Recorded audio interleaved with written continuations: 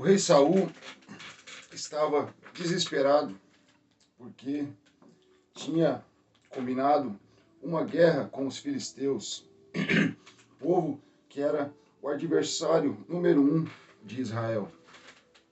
Então, o rei de Israel não sabia o que fazer, porque Davi tinha sido ungido pelo profeta Samuel. Ele não sabia disso, mas Davi já estava se demonstrando um grande guerreiro e tudo mais. Todas as circunstâncias levavam a crer, mesmo que Saul não soubesse disso, que Davi se tornaria o rei. Davi, que derrotou Golias, né? E depois começou a ser um oficial de alto calão aí do rei Saul. E as pessoas amavam muito ele. Até que Saul começou a alimentar uma inveja muito grande por Davi. E Davi teve que fugir da presença de Saul, porque Saul queria matá-lo de toda qualquer forma. Davi, então, foi buscar refúgio justamente nos filisteus, esse povo que era muito adversário de Israel. E então aconteceu que eles combinaram de fazer uma batalha, o povo de Israel com os filisteus. Saul, agora, como eu já disse, estava desesperado, sem saber o que fazer. Agora vamos ver o que está escrito aqui no livro Patriarcas e Profetas, página 600. Página 600. Saul disse aos seus servos: apontai-me uma mulher que seja médium, para que me encontre com ela e a consulte. Saul sabia perfeitamente do que se tratava a necromancia. Essa prática profana havia sido expressamente proibida pelo Senhor, e uma sentença de morte fora pronunciada contra todos os que se envolvessem com ela. Durante a vida de Samuel, Saul tinha ordenado que todos os feiticeiros e médiuns fossem mortos. No desespero, porém, o monarca recorreu àquele oráculo que ele próprio havia condenado como sendo uma abominação. Foi dito ao rei que uma mulher que possuía espírito de feitiçaria estava morando em um esconderijo em Endor. Essa mulher tinha feito um pacto com Satanás para se entregar a ele e realizar seus objetivos. Em troca, o príncipe do mal realizava milagres por seu intermédio e lhe revelava coisas secretas. Disfarçando-se, Saul saiu de noite com apenas 2 auxiliares para procurar o retiro da feiticeira. Que cena deplorável! O rei de Israel, levado cativo por Satanás à sua vontade. Que vereda tenebrosa foi escolhida por quem havia teimado em seguir o próprio caminho, resistindo às santas influências do Espírito de Deus. Não há cativeiro mais terrível do que o daquele que está entregue ao domínio do pior dos tiranos. A confiança em Deus e a obediência à sua vontade eram as únicas condições sob as quais Saul poderia ser rei de Israel. Se tivesse cumprido essas condições durante todo o seu governo, seu reino teria sido livre de perigo. Deus teria sido seu guia. O Onipotente teria sido seu escudo. Deus tivera muita paciência com Saul, e embora sua rebeldia e obstinação tivessem quase silenciado dentro de si a voz divina, havia ainda oportunidade para o arrependimento. Ainda assim, quando no momento do perigo se desviou de Deus para obter luz de um aliado, Satanás, Saul rompeu o último laço que o ligava ao Criador. Havia se colocado completamente sob o domínio do poder diabólico que durante anos tinham exercido sobre ele, o que o levara à beira da destruição. Sob o manto das trevas, Saul e seus auxiliares caminharam através da planície e, passando com segurança pelos exércitos dos filisteus, entraram ao cume. Tá certo? Aí continua a história aqui. E aí, então, Saul lhe jurou pelo Senhor, dizendo: tão certo como vive o Senhor, nenhum castigo te sobrevirá, porque ela estava com medo que ele fizesse algum mal para ela, né? Essa feiticeira.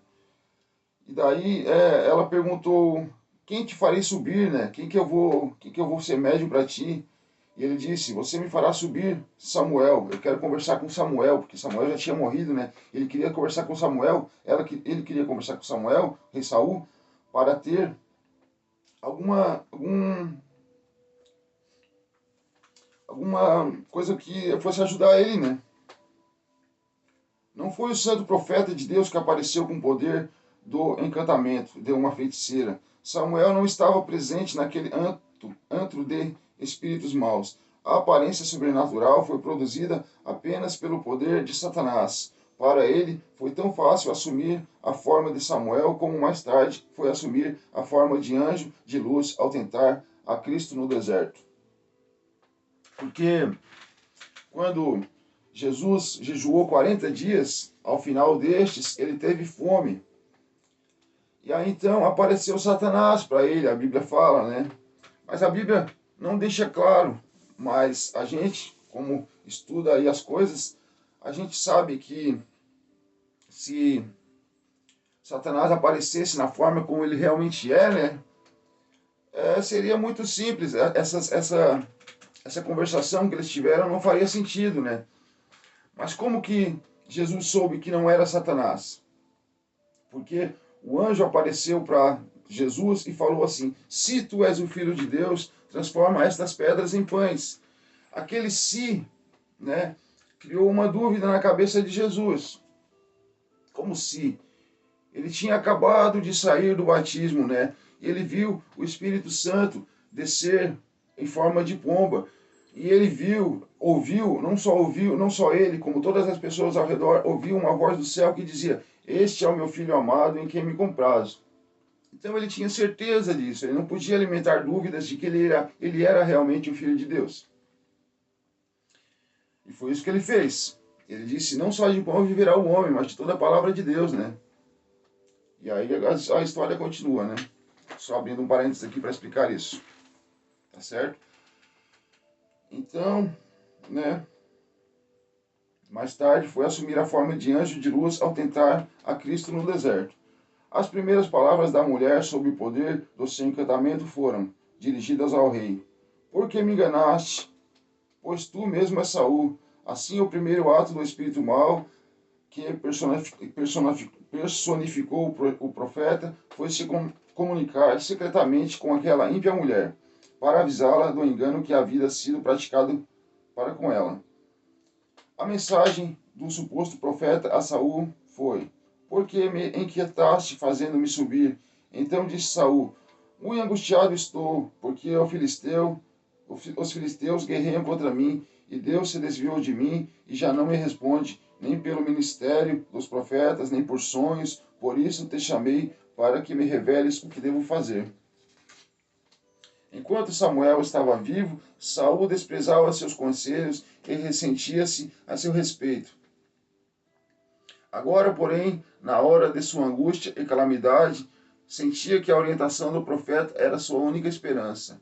Para se comunicar com o embaixador do céu, recorreu em vão ao mensageiro do inferno.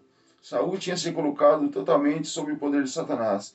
Então aquele cuja única alegria consiste em causar miséria e destruição aproveitou a oportunidade para levar o infeliz rei à ruína. Em resposta ao seu angustiado pedido, Saul recebeu a terrível mensagem, vinda supostamente dos lábios de Samuel.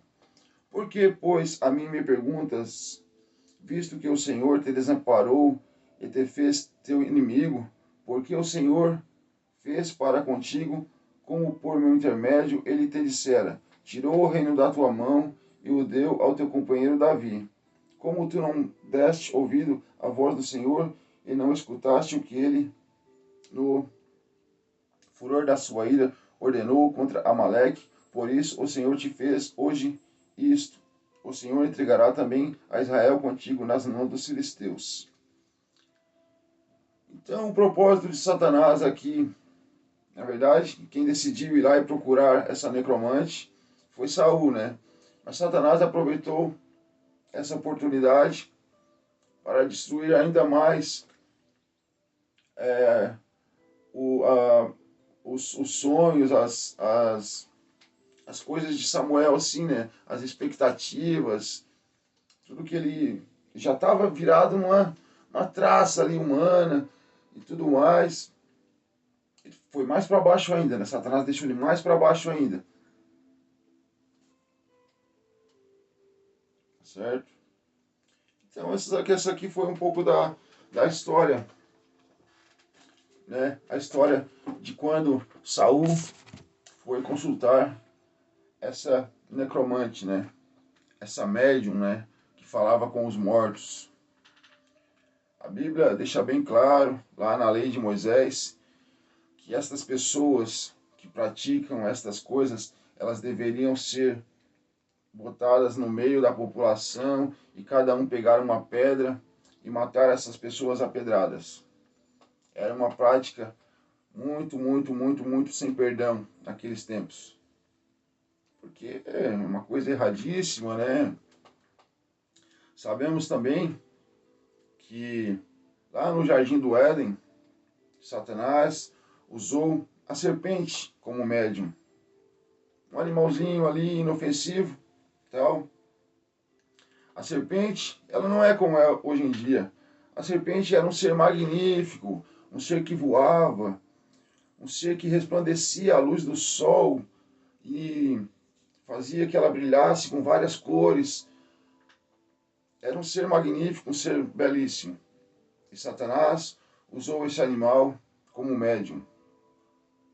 E a serpente foi lá, pegou uma maçã e começou a comer. E Eva estava ali olhando. Daqui a pouco a serpente começa a falar. E Eva fica assim, ué, uma serpente falando, o que que é isso e tal. Aí a serpente falou, não, é porque eu estava aqui comendo esse fruto aqui, ó, esse fruto da árvore do conhecimento, do bem e do mal. Ele me deu o poder de falar e tudo mais. O Senhor não disse para você, Eva, que se você comer esse fruto, certamente você morrerá. Aí a serpente estava ali comendo. E ela falou assim, não, certamente você não morrerá. Falou totalmente o oposto do que Deus disse. Porque veja só, eu estou aqui comendo, e estou aqui me deliciando com este fruto maravilhoso, e eu não morri, ó. Tá certo? O que ela falou era verdade em partes, porque ela não morreu, na verdade. Nem Eva, nem Adão morreram. Na verdade, eles viveram 900 e poucos anos antes de provarem da morte. Porém, depois disso, eles morreram. Mas o que aconteceu também foi que eles perderam aquele bem-estar, aquela magia, toda aquela coisa que eles sentiam, com aquela pureza da santidade, tudo isso eles perderam. Na mesma hora, se lhes abriram os olhos e eles perceberam que estavam nus, né? Então, eles se cobriram com folhas e tudo mais. Logo em seguida, Jesus aparece para eles, porque quando fala que Deus aparecia para eles lá no Jardim do Éden, na verdade era Jesus. E Jesus perguntou onde é que vocês estão, porque eles estavam escondidos, envergonhados, né? E eles falaram assim, nós estamos aqui escondidos porque nós estamos com vergonha e tudo mais. Aí então, acontece então o primeiro sacrifício, né? Jesus vai lá e mata um cordeiro. E diz para eles assim, não, tudo bem, vocês têm que confiar agora nesses tipos de sacrifício aqui, neste cordeiro que foi morto, que vai simbolizar muito lá na frente a minha própria morte, que Jesus é o Cordeiro de Deus, né? Então, com a pele deste cordeiro, eles fazem umas roupas para si. E daí são expulsos do Éden e toda a história começa. Se você gostou desse vídeo, deixa um like aí, compartilha e se inscreva no canal. Falou!